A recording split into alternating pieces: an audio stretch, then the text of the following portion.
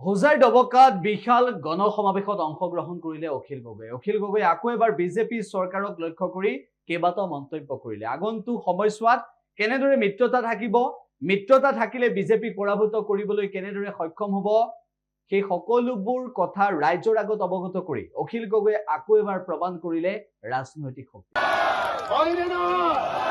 সেইকাৰণে মই আপোনালোকৰ ওচৰলৈ আহিছো যে অসমৰ যিমান বিৰোধী দল আছে, ৰাইজৰ দল, কংগ্ৰেছ, অসম জাতীয় পৰিষদ, CPI, CPM, CPIML সব আমি একলগ হ'ব লাগে আৰু সবে মিলি মেলি চকীৰে সৈতে মামা আৰু চাচাক বান্ধি লৈ ব্ৰহ্মপুত্ৰত দলিয়াই দিছে। হয় নে নহয়? এওঁলোকে যদি কিবা পলিটিক্স কৰিবলৈ মন আছে, বাংলাদেশত গৈ কৰক। ব্ৰহ্মপুত্ৰত দি দিলে বাংলাদেশ গুচি যাব নে নাই? তেওঁলোকে তাত পলিটিক্স কৰক, অসমত আৰু হিন্দু মুছলমানৰ কাজিয়া কৰাই থাকিব নালাগে। হয়নে নহয় কওক? আমনি লাগিছে নে বা হিন্দু মুছলমান কৰি? আমনি লাগিছে নে নাই? আৰে কব লাগিছিলে যে বস্তুৰ দাম কমাও, কয় বোলে মুছলমানে দেশখন খালে। হয়নে নহয়? আমি জানো যে মুছলমানেও দেশ পোৱা নাই, হিন্দুৱেও দেশ পোৱা নাই, খ্ৰীষ্টানেও দেশ পোৱা নাই। দেশ খাইছে হিমন্ত বিশ্ব শৰ্মা আৰু অজহৰুদ্দিন আজমলে। হয়নে নহয়? তেওঁলোকে দেশখন খাইছে। গতিকে এওঁলোকক যদি ব্ৰহ্মপুত্ৰত বিসৰ্জন নিদিওঁ, তেতিয়াহ'লে কোনো পধ্যে দেশৰ মানুহবিলাকে শান্তিত খাবলৈ নাপাওঁ। আপোনালোকে চবকে চাওক, মই এটা হিন্দু ল'ৰা। তেওঁলোকে কৈ থাকে যে ভাৰতখন হিন্দুৰ দেশ, আমি হিন্দুৰ দেশ বনাম। তেতিয়াহ'লে মোৰ কাৰণে পেট্ৰল আৰু ডিজেলটোৰ দামটো কমাই দিয়া মুছলমানতকে। হয়নে নহয়? আজিৰ দিনটোত আপোনালোকে পেট্ৰল কেইটকাত কিনে? কেইটকা? 100 টকা। ঠিক আছে, মুছলমান মানুহক 100 টকা দিয়ক, মোক 50 টকা দি দিয়ক। মই হিন্দু। হয়নে নহয়? তেতিয়া মই হিন্দু দলটো ভাল পাম। বস্তুৰ মূল্যটো চবৰ কাৰণে সমান, কিন্তু ইফালে তোমালোকে হিন্দু উদ্ধাৰ কৰা। হয়নে নহয়? এইটোতো নহব ভাই, এইটোতো নহব ভাই। মই আপোনালোকৰ ইয়ালৈ আহি থাকোতে, যেতিয়া আহি আছো, মই দেখিছো যে ডবকাৰ চবৰ ঘৰৰ মানুহৰ ঘৰতে ঘৰে ঘৰে ঘৰে ঘৰে ঘৰে ঘৰে তামোল গছ। মোক তেতিয়া কলে, মই যিখন গাড়ীত উঠি আহিছো, গাড়ী চলাই এখন ল'ৰাজনে কলে যে দাদা, ডবকাৰ মানুহবিলাকে খেতিৰ পাছতে আটাইতকৈ বেছি ইনকাম কৰে তামোল বেপাৰ, তামোল বেছি। কলে যে অতি কমেও 50,000, 70,000 পৰা 5 লাখ 6 লাখ টকালৈকে এবছৰত তামোলৰ পৰা পায়। হয় নেকি? হয় নেকি? বিজেপি চৰকাৰ অহাৰ পাছৰ পৰা চুপাৰী, 1 কেজি চুপাৰী বেছি বৰাক উপত্যকাত, মই আপোনালোকক সুধিম, বৰাক উপত্যকাত বিজেপি অহাৰ আগতে 1 কেজি চুপাৰীৰ দাম পাইছিলে খেতিয়ক এজনে বিক্ৰী কৰি 400 টকা, আৰু বিজেপি অহাৰ পাছত এতিয়া পায় 250 টকা। আপোনালোকৰ ইয়াত কিমান পায় চুপাৰী? শুকান চুপাৰীটো 1 কেজি কেইটকা? 250 টকা।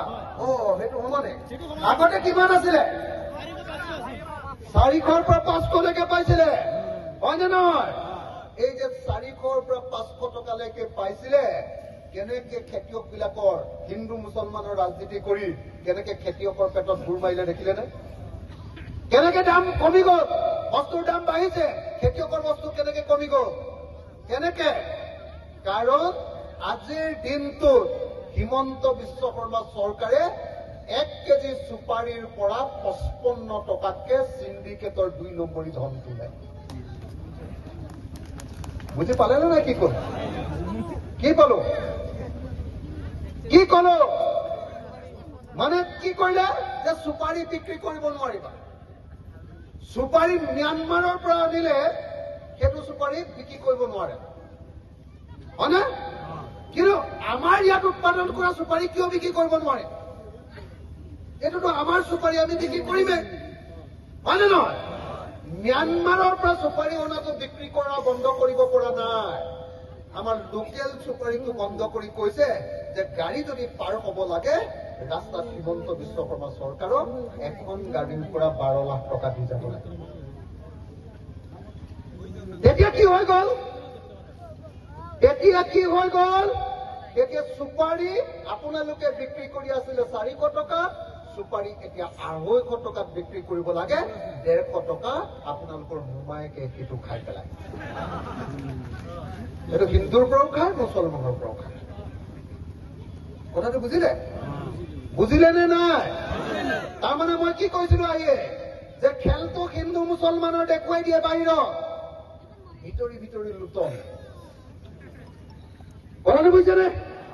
ভিতৰি ভিতৰি লুণ্ঠন কৰাৰ বাহিৰে বেলেগ কোনো ৰাস্তা নাই। ভিতৰি ভিতৰি লুণ্ঠন আৰু বাহিৰে বিহাইৰে হিন্দু মুছলমান। গৰু বিক্ৰী যে বন্ধ কৰিছে কেলে?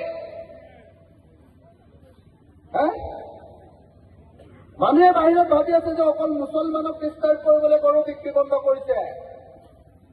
ঐ, আগতে এক যোৰা গৰু বিক্ৰী কৰি যদি 55,000 টকা পাইছিলে মাজুলীৰ মানুহে, ধেমাজিৰ মানুহে, লখিমপুৰৰ মানুহে, শদিয়াৰ মানুহে, ডিব্ৰুগড়ৰ মানুহে, একযোৰ গৰু, এক খাল গৰু বিক্ৰী কৰি যদি 55,000 পাইছিলে, এতিয়া সেই খাল গৰুত 35,000 টকা পায়। কিন্তু গৰু মাংসৰ দাম কমিছে নেকি? কিমান বাঢ়িলে? আগতে 100 টকা আছিলে, মোমাই দিনত কেইটকা হ'ল? 400 টকা, 500 টকা। কিমান বাঢ়ি গ'ল? 400 টকা মোমাইৰ দিনত গৰু মাংসৰ দাম বাঢ়িলে। মোমায়ে গৰু মাংস নাখায়, কিন্তু গৰু মাংসৰ পৰা পইচা খায়। কথাটো বুজিছে নে নাই? বুজি পাইছে নে নাই? পাইছে নে নাই? চব বেপাৰ। মুছলমানৰ বিৰুদ্ধে এটা কথা কলে মানে 100 কোটি আহিব। কিহৰ পৰা আহিলে? চুপাৰীৰ পৰা, গৰুৰ পৰা। হয়নে? হয়নে নহয়? হয়নে নহয়? যিকোনো খবৰৰ বাবে যোগাযোগ কৰক 7099017330 লগতে 7099017110 নম্বৰত।